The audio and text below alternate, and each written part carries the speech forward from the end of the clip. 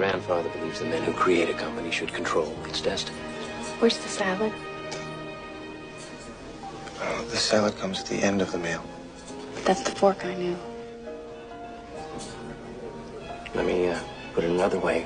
Between your public statements and the rumors flying around on this thing, we find it very hard to figure out what your real intentions are. I don't know about you, but I've never been able to figure which goes with what.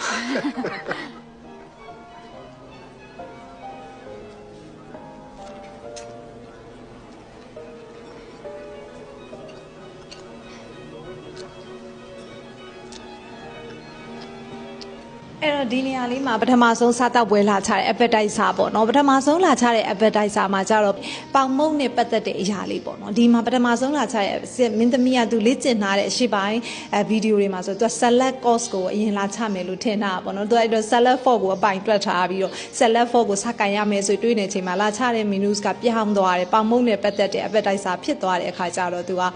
Mina Lamira Bema, seller Capamale, Media Kama, Mina Biampo bono,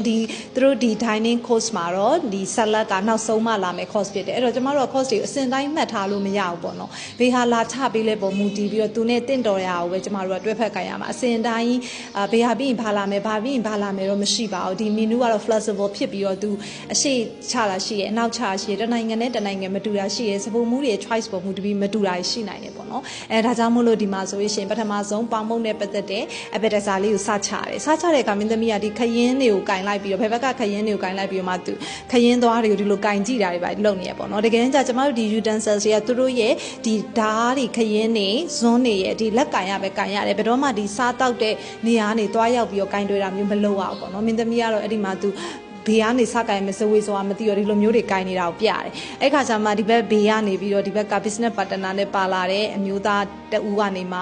သူ့ကိုကိုညီတဲ့အနေနဲ့ပေါ့နော်ကျွန်တော်ဆိုလဲဒီဟာတွေကျွန်တော်ကဘေးကနေဘယ်လိုကိုင်မယ်မသိပါဘူးဆိုပြီးတော့သူစားပြရတယ်ပေါင်မုတ်ကိုလက်နဲ့ပဲကိုင်ပြီးတော့စားပြလိုက်တာပေါ့နော်စားပြလိုက်တဲ့ခါကျမှမင်းသမီးကသဘောပေါက်သွားပြီးဩဒါဆိုဒါငါဒီခရင်တွေကင်စရာမလိုတော့ဒီဟာလေးကိုလက်နဲ့ပေါင်မုတ်ကလက်နဲ့စားလို့ရတဲ့ manners ဖြစ်တယ်ပေါ့နော်အဲ့တော့ကျွန်တော်တို့ European food တွေမှာသိထားရမှာပေါင်မုတ်နဲ့ပတ်သက်တဲ့အရာတွေပါခဲ့ရင်ကျမတို့ကဓာတ်တွေခရင်နေဇွန်းတွေကင်စရာမလိုဘူးလက်နဲ့ပဲစားလို့ရတယ်ပေါ့နော်ဒါပေမဲ့တခုရှိအောင်လက်နဲ့စားတဲ့အခါကျရင်တော့အကယ်လို့ဒီပေါင်မုတ်ကတော့ဒီဗီဒီယိုထဲမှာပါတာ site ကအရန်မကြည့်ဘူးပေါ့နော်တကယ်လို့အရန်ကြီးတဲ့ပေါင်မုတ်ဆိုတော့ကျမတို့ကဖဲ့ပြီးတော့တကိုက်စားလေးကိုပဲဖဲ့စားရမယ်ပြီးရင်အဲ့ဒီပေါင်မုတ်ပေါ်ကပါတဲ့ຢာတွေကိုခါတာတွေဖဲ့တာတွေတော့မလုပ်ရဘူးပေါ့နော်ဒီဗီဒီယိုထဲမှာတော့မင်းသမီးကပေါင်မုတ်ပေါ်ကဟာတဲ့ဟာလေးကိုနည်းနည်းခါလိုက်သေးတယ်အဲ့လိုမျိုးလေးလုပ်တယ်ဆိုတော့အဲ့ဒီမှာတော့ကျမတို့ဒီဟာတွေကိုမခါရဘူးတကယ်လို့ပေါင်မုတ်ကကြီးခဲ့မယ်ဆိုရင်တော့တကိုက်စားပဲဖဲ့စားရမှာဖြစ်ပါတယ်ပေါင်မုတ်ဒီလက်နဲ့စားရမယ်အရာ